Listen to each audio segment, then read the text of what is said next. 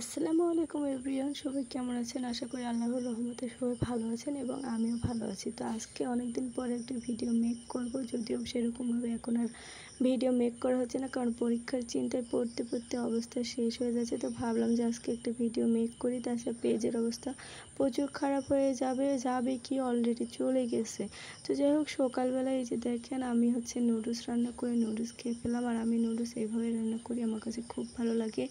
আপনারা কিন্তু কম বেশি সবাই জানেন যে আমি কম সবসময় নুডলস খাই। তো নুডলস খাওয়ার পরে যে দেখেন আমি আর সিনা একটা চিপস নিয়ে বসে পড়লাম আর ডোরে দিলাম। আর ও দেখছেন তুলে নিয়েই মুখে ও যা পায় তাই তুলে নিয়ে মুখে দেয়। এই জন্য ওরে সবসময় চোখে চোখে রাখা লাগে, কারণ ওই প্যাক ম্যাক সব তুলে মুখে দিয়ে দেয়।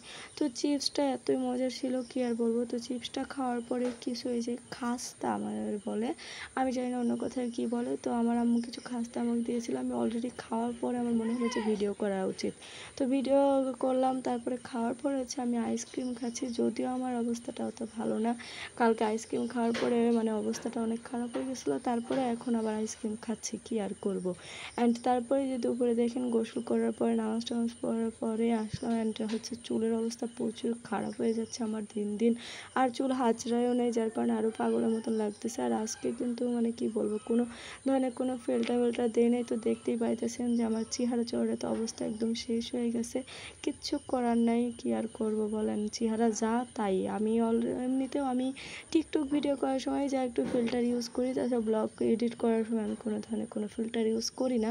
আমি ন্যাচারালিতে যেমন সেমনভাবেই আসি। তো দুপুরবেলা ভাত খেতে মনে ছিল না, তাই বিকাল টাইমে ভাত খেলাম। আর আমি ডিম কিন্তু এভাবে ভেজে খাই, এইভাবে এটা নিয়ে আবার কেউ কোনো কথা বলে না। অ্যান্ড সন্ধ্যার টাইমে মামার বলছিলাম যে ফুচকা এনে দিতে, অ্যান্ড সে মা ফুচকা এনে দিল। আর কি বলবো, টকটা এত বিচ্ছিরি ছিল, কমও দিছে, ভালোই হয়েছে, খুশি হয়েছি। যদিও এই টক পুরোটাই ফালাই দেওয়া লাগছে।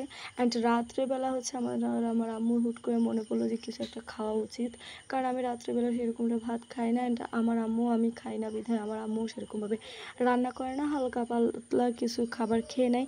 তো আমরা দুজনে আম কেটে নিলাম। অ্যান্ড আম কাটার পরে যে দেখছেন আমি কীভাবে খাচ্ছি, রাক্ষসী রানী কটকটির মতন করে খাচ্ছি, তাই না? কি আর করবো বলেন।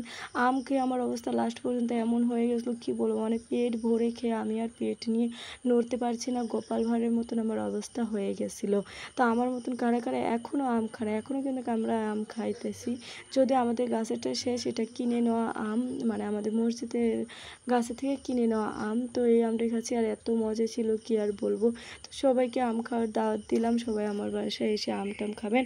আর কারা কারা এবছর কত আম খেয়েছেন তা কিন্তু অবশ্যই কমেন্ট করে জানাবেন।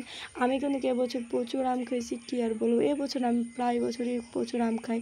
যদিও এর আগের বছর ঢাকাতে বা আগে অনেক বছর ঢাকাতে থাকছি, কিন্তু বাবা কখনো কোনো জিনিসের অভাব দেয়নি, সবসময় বাজার থেকে কিনে এনে দিছে।